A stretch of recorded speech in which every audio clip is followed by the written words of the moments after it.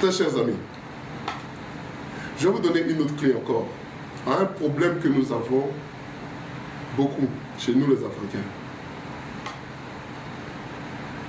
Nous avons un problème vis-à-vis du jugement. Nous ne savons pas juger. Il y a eu dans les médias, dernièrement, le cas de pasteurs qui apparemment, pour que toutes ces brebis puissent être bénies, leur demandaient de se mettre nus et puis lui venait leur poser les mains sur le derrière. Ensuite, on a montré dans les journaux, encore une fois, dans les réseaux sociaux, un pasteur qui demandait à toutes ces ouailles d'enlever leur caleçon afin qu'ils puissent le bénir. Et ça a fait le tour du monde. Voilà ce que les pasteurs font africains. Nous savons être accusateurs. Ensuite, nous-mêmes, nous nous asseyons, nous jugeons. Et enfin, nous-mêmes, nous devenions les geôliers et nous mettons la personne en prison. Et nous avons fait ça sans appel. Non seulement sans appel, mais en plus, nous n'avons même pas demandé l'avis de la personne. Nous n'avons pas donné le bénéfice du doute. Nous n'avons pas demandé de venir s'expliquer. Et ça, c'est un problème. Quand après, on a entendu que c'était dans un film nigérien que ça a été pris, personne ne s'est excusé. C'est devenu normal. Ah, mais écoute, tout le monde se trompe. Mais d'ailleurs, les pasteurs le font. C'est un problème. Nous ne pouvons pas nous-mêmes être accusateurs, juges et puis geôliers. Tu ne peux pas porter trois casquettes à la fois. Ça devient ridicule à la fin. Qu'est-ce que je veux dire? Je veux dire qu'il est nécessaire d'apprendre à écouter deux parties lorsque vous venez séparer des histoires. Vous entendez que deux personnes ne sont pas là, vous écoutez une seule personne et vous prenez parti. Il y a un problème que nous avons, c'est de prendre parti avant d'écouter l'autre partie.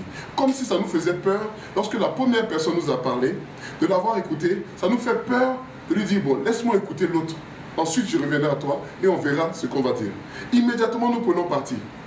Parce que pour nous, le fait qu'elle ait parlé d'abord, ça nous fait confiance. On ne veut pas trahir la confiance. Mais en faisant ça, la personne sait, la personne elle-même réalise que vous n'êtes pas quelqu'un de confiance. Il faut écouter les deux parties. J'ai un ami qui allait faire une discussion, un couple ami qui avait des problèmes, et mon ami a été appelé pour venir aider. Et quand la femme a parlé, il dit, ah madame, vraiment tu as raison.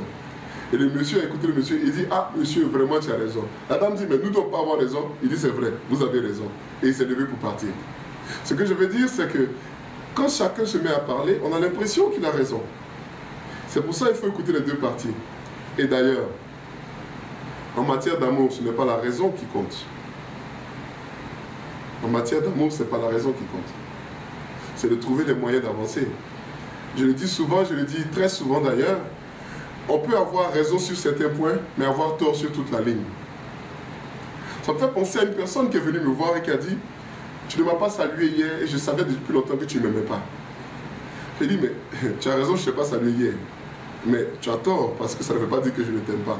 Ah, mais si, parce qu'une fois encore, la dernière fois tu es venu, tu ne m'as pas salué. Je lui ai dit, qu'est-ce qui s'est passé? Et elle m'a expliqué, non, c'était le jeudi. J'ai dit, mais alors, quand je viens jeudi, est-ce que tu sais que ma fille était à l'hôpital? Est-ce que tu as réalisé que je suis arrivé en retard, que je devais venir très vite me mettre en avant pour parler? Je ne l'ai pas réalisé. Si je ne t'ai pas salué, est-ce que tu as réalisé que je n'ai pas salué les autres aussi? Donc, tu as décidé dans ton cœur que déjà je ne t'aimais pas. Et cette fois-ci, je suis venu. Hier, tu as trouvé que je ne t'ai pas salué encore. Et les raisons, tu me les as demandées? Non. Tu veux savoir pourquoi? Non. Bon, moi je vais quand même te dire pourquoi je ne t'ai pas salué hier. Encore une fois, quand je suis venu, on m'a rencontré en bas, on m'a expliqué un problème. Alors, j'avais ça en tête. Je suis venu m'asseoir. Après, je suis venu te saluer. Tu n'as rien dit. Sur les points, sur les deux points, tu sembles avoir raison. Je ne t'ai pas salué. C'est vrai. Mais ça ne veut pas dire que je ne t'aime pas.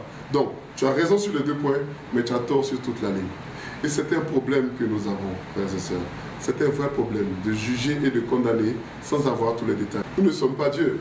Dieu seul peut savoir toutes les conditions et tout ce qui s'est passé, tous les aboutissants et les avenants d'un problème. Alors lui seul peut vraiment juger. En tant qu'humain, il est préférable, puisque chacun de nous va avec ses propres problèmes. Chacun de nous passe par ses propres problèmes. Alors, c'est trop facile de juger quelqu'un sur un seul événement. Ils ont dit que, par exemple, dans un pays que je connais, les gens du Nord ont commencé à faire une cabale pour dire que le président du Sud veut tuer tous ceux qui sont musulmans. Et ça, c'est rentré dans la tête de ceux-là. Ils n'ont même pas demandé à leurs parents. Non, non, non, on veut nous tuer. On va prendre les armes, on va déloger celui qui veut nous tuer. Et il y a une rébellion qui s'est faite sur la base d'un mensonge. Parce que personne ne demande. Ce qu'ils ont fait, ils ont écouté, se sont mis un accusateur, ils ont jugé, ils ont trouvé que c'était bon, et ils ont dit ils vont condamner l'autre, et ils l'ont condamné jusqu'au bout. Et même quand la vérité maintenant ressort, qu'une justice ailleurs vient dire que ah non, c'est pas vrai, on ne peut pas écouter ça, c'est faux, il a voulu quand même nous tuer, nous c'est ce que nous savons. Et c'est ça le problème. Nous devons apprendre à écouter tous les partis avant de nous porter juge. Mais à la fin, qu'est-il écrit? Tous les livres nous demandent de ne pas juger. Alors pourquoi juger? Thank you.